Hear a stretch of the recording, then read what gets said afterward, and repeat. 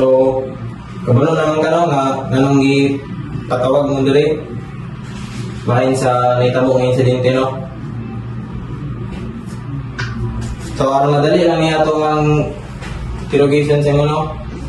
Need lang ako yung operasyon kaya aron kuan din matabangan na yung mga mo. Yeah. No, so tugakon sa ano no, sa naitabong insidente no. Unsa man imong ang kuan nabala na to naitabo, sir?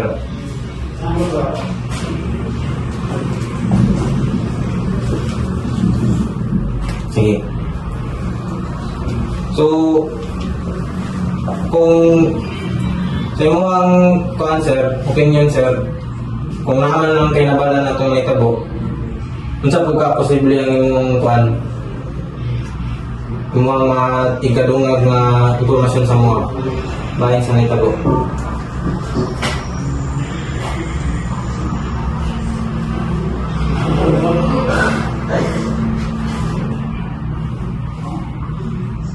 Sige sir, ayun lang sir. Since wala man kayo feedback no, mutana na ko sa mga panahon no, November 27 no, naitabo ang atong incident no, naitabo nga rape, kaya na natakadaan. Nga, pangtanong na ta sir no mo, aha ka ng mga orasa. Isama nimong kauban ng mga orasa. Kung sa ka, wala. So, bahin sa mga investigasyon no, ikaw sa ka estudyante ra pod no o sa mo ang biktima no nga same ra pod nga estudyante sa imong eskwela nga universidad no. Mutana lang ko sa imo kung kaila ba ka sa victim? Kaila sir. Schoolmate ako sir. Sige. So, kaila ka, yung schoolmate mo siya no. So, posible no nga kuan naman di kay naibalan nga nang umimingon sa kuha. Sige, ayun na lang. Kailangan di kaniya nga since kay wala pwede mo gingon sa kuha nga kabalo pa sa naitabo. Kung sa man mo ang nakainunduman na to. Ubog mo ko ato sir, mga kainundum siya. So ubog ka. Sir. Subot pasabot. Naapa kay kauban. Kaya nag-ingon man mo, nahubog ka. Kay kauban. Sir. Pwede ni mo ingon, kinsa? Ano ko kainundum sir? Sige, wala ka kayo doon, pero nag-ingon mo. Nga, siyempre, namoy kauban. So, according sa ako ang impormasyon no, o sa ako ang mga witness no, nagmatch ang ilang description sa imuha. Na-identify nila kinsa yun ang ilang nakita o ikaw ang 100% nga ako ang na-match sa description ng ilang lahat sa kuha. Apa kailangan madungag sa imong mga na experience na to? Oo sir. Sige. Ito lang. So, kabalo naman ka anong ipatawag mo dali kay nami question sa mo ang sibahin ng investigation no. So, ang madali ta, need lang ako yung mga cooperation no. So,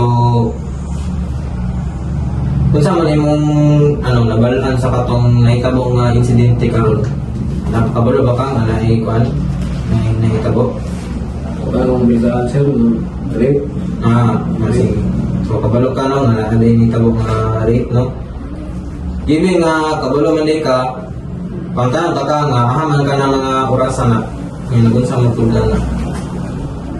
Momento nga yun, nag-inom na isa rin ka ng convenience. Sigurang may highway. Okay. Nag-iinom mo. Isa ba din mong kauban? Barkada na ako. Okay, so nag-inom mo nga kauban din mo mga barkada no. So pagkauman sa inyong tapok, sa inyong inom na to, naman mo ito na kuhan. Naman mo ito padulong.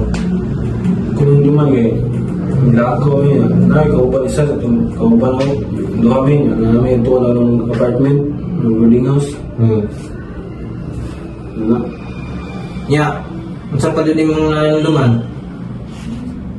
Kuan daw, nanduman dyan kay, siya ba kay, impulsive na siya kay, hubog niya siya good. Yeah.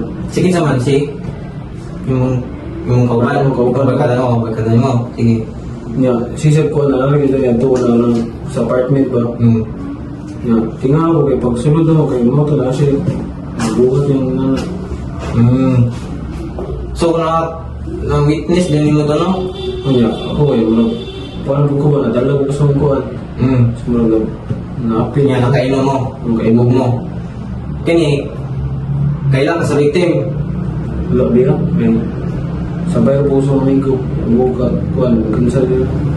So, dong, isa di ka sa nangilabot nga ginahinala na ito nga victim nga si Michael Maduay.